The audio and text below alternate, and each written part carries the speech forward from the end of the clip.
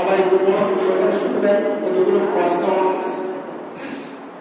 ও গরু মহিষ 7 বার অথবা 7-এর কমে কোরবানি জায়েজ আছে কি? ও গরু মহিষ 7 বার অথবা 7-এর কমে কোরবানি করা জায়েজ আছে কি? তো সর্বোচ্চ 7 ভাগে কোরবানি করা কি জায়েজ। যেমন এর কম হচ্ছে 2, 3, 4, 5, 6। 2, 3, 4, 5, 6 ভাগে কোরবানি করা কি জায়েজ আছে। 7 ভাগে করা জায়েজ আছে।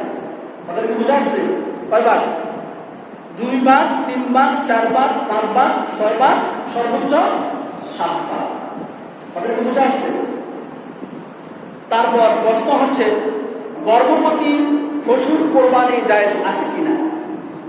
গর্ভবতী পশুর কোরবানি জায়েজ আছে।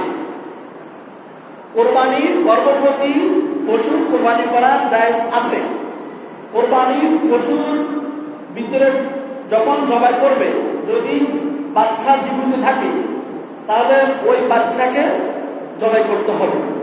কথাটা কি বুঝা আসছে? কোরবানির পশু, গর্ভবতী পশু পেটের মধ্যে যে বাচ্চা থাকে, এই বাচ্চা জবাই করতে হবে, ওই গোশতের সাথে মিলিয়ে দিতে হবে। কথাটা কি বুঝা আসছে? আর যখন নিজে নিজে প্রসব করবে তখন ওই বাচ্চাটা আপনি সৎকার করে দিবেন। আর যদি সৎকার না করেন তাহলে পশুকে যেভাবে জবাই করছেন বাচ্চাটাকে সেভাবে জবাই করে বুঝতে একসাথ করতে হবে। কথাটা কি বুঝা আসছে? এটা হচ্ছে ফতুয়া, কোরবানির মাসালা। তারপর কোন শরীকের মৃত্যু ঘটলে কোরবানি জায়েজ হবে কিনা? 7 ভাগে 7 জন দিয়েছেন, তার মধ্যে কোরবানির পশু জবাই করার আগে 7 জনের মধ্যে একজনই মারা গেল। এখন ওই যে ব্যক্তি মারা গেল, ওই ব্যক্তির ওয়ারিস যারা আছে তারা যদি মৃত ব্যক্তির পক্ষে কোরবানি করার অনুমতি দান করে তখন কোরবানি করা কি হবে? জায়েজ হবে। আর যদি অনুমতি না দেয় তাহলে তার টাকাটা 7 ভাগে যে 25,000 করে 7 ভাগে যত আসছে বা 30,000 করে, তাহলে তার টাকাটা যত সময় তাকে পৌঁছে দিবেন। দেওয়ার পরে ওই শূন্যের স্থানে আরেকজনকে আপনি পূরণ করবেন। খালি জায়গাটা কি করবেন? পূরণ করে তারপর আপনি কোরবানি করবেন। এতে জায়েজ আছে। আপনারা বুঝতে পেরেছেন? তারপর পাগল পশুর প্রশ্ন, পাগল পশুর কোরবানি জায়েজ আছে কিনা? পাগল পশুর কোরবানি জায়েজ আছে, তবে এখানে একটা কথা আছে। কথাটা হচ্ছে ওই পশু যদি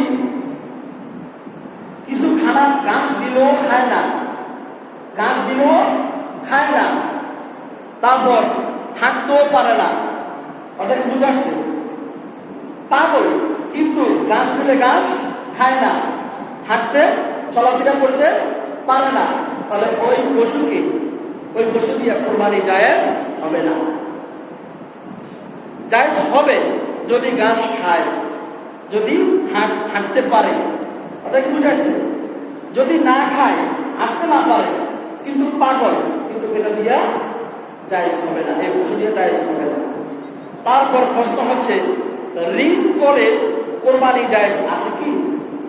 ঋণ করে, ঋণ করিয়া কোরবানি খরিদ করা জায়েজ আছে। ঋণ করিয়া কোরবানি ক্রয় করা জায়েজ আছে। তবে কোরবানি করা ওয়াজিব এমন ব্যক্তি, সে যদি সুদের উপর ঋণ করে কোরবানি দেয়, সুদের উপর ঋণ করে কোরবানির গরু কিনে, তাহলে জায়েজ নাই। আপনারা কি বুঝতে পেরেছেন মাসালা? যদি সুদের উপর ঋণ করে কোরবানি ক্রয় করে, কোরবানির পশু ক্রয় করে, তাহলে কোরবানি দেওয়া জায়েজ নাই। তারপর কোরবানির পশুর দুধ পান করতে পারবে কিনা? অনেক আছে গরু রেখে দিছে, কোরবানির পশুর দুধ পান করা যাবে না। কোরবানির পশুর দুধ দহন করা যাবে না যদি জবাইয়ের সময় আসন্ন হয় আর দুধ দহন না করলে পশুর কষ্ট হবে না বলে মনে হয়, তাহলে দহন করবে না। প্রয়োজনে ওলানে ঠান্ডা পানি ছিটিয়ে দেবে, এতে দুধের চাপ কমে যাবে।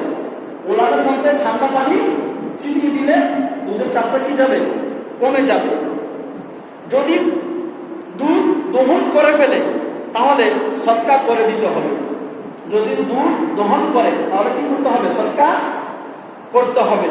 আর নিজে পান করলে 1 কেজি, যদি 5 কেজি হয় তাহলে 5 কেজির মূল্য সদকা দিয়ে দিতে হবে। আপনারা মাসালা বুঝতে পেরেছেন তো? তারপরে যদি আপনাদের মধ্যে যদি কোনো সন্দেহ হওয়ার সংশয় থাকে, পরবর্তীতে আমার সাথে আলাপ করলে ইনশাআল্লাহ এর সমাধান পাওয়া যাবে।